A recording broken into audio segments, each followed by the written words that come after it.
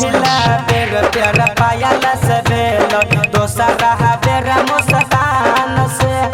पहिला बेर प्यार पायल से बेल दोसरा बेर मुस्कान से जवन महल पटलिया है या बरे ऊ महल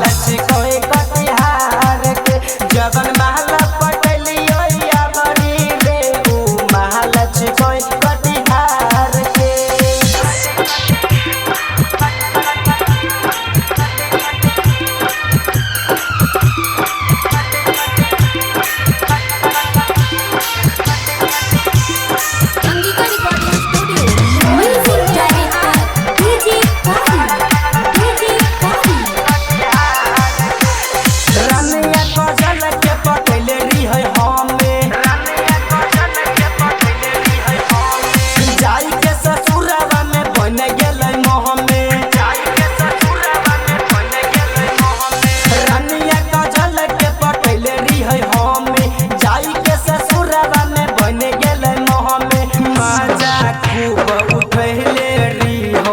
हम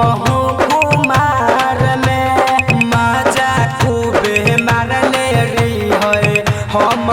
कुमार में जबन महल पटलिया है या बरे ऊ महल कोई कटिहार के जबन महल पटलिया या बरे रे ऊ महल कोई कटिहार के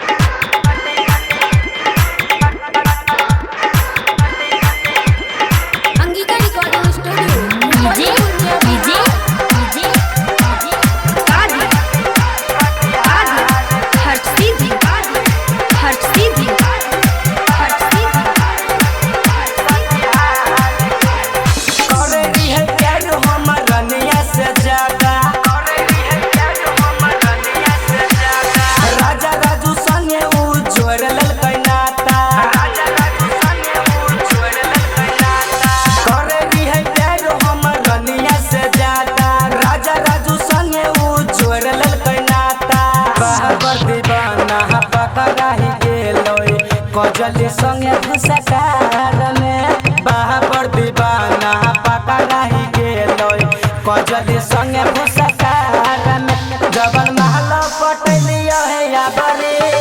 ऊ महल कोई कटिहार के जबन महल पटलिया या बरे रे ऊ महल कोई कटिहार के SRS Entertainment present